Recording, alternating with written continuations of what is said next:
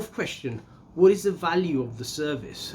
We know what the cost of it is, which is £265,000. That was the option one that was being proposed, and that was rejected, and the service is going to be basically dismantled.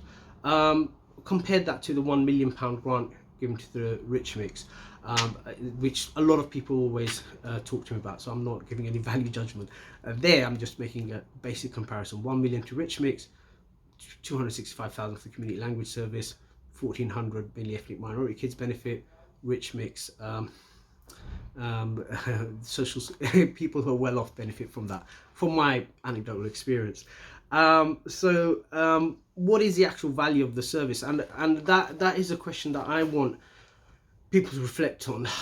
We live in sort of like post-Brexit, Boris Johnson far-right government, and since the election there has been increased attack on minorities and people who look different, or people who have different lifestyles, and there's been a marked attack, and we've seen it on social media, people being punched, people being abused, or people being told to go home, and that is the kind of political climate that we have. And we have a far-right government which basically has ditched multiculturalism or enlightenment or liberal values and gone for an ethnic exclusive far-right nationalism where everybody's expected to speak English, etc.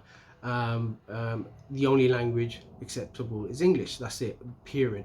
Your other languages are not accepted, and hence the hostile environment towards foreigners. And the question is, do we sort of like, as Tower Hamlets residents, as a community in Tower Hamlets, or as a public bodies, do we subscribe to that, or do we put opposition to that? Do we oppose that and provide an alternative?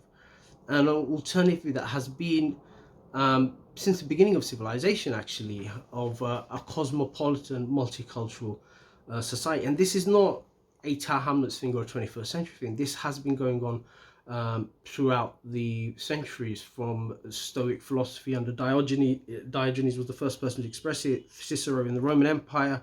You got Ibn Rushd, the Averroes, the Spanish Arab philosopher, the doctrine of the double truth, to modern Europe and liberal democracy, Immanuel Kant in his essay on perpetual peace, where he believes that one of the hallmarks of a civilized society is how it treats strangers. And Jacques Derrida, the French philosopher, called it hospitality.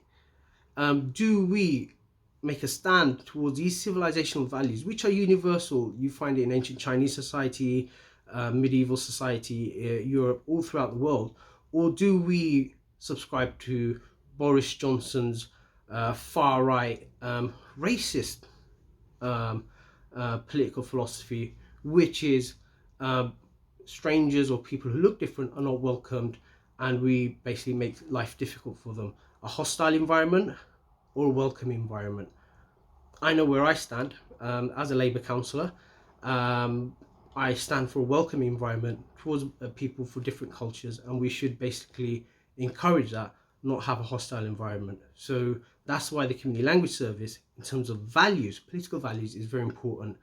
And that's why solidarity, I'm not expressing any value judgments, I'm just on this specific campaign, but I'm saying solidarity with the people who are making a stand, because we need to make a stand, not just for ourselves, but for our children and their grandchildren, as to the direction of this society, where we have a welcoming environment and not a hostile environment to those who are different than us. And that's why that is a real value of the community language service, which is an East End value.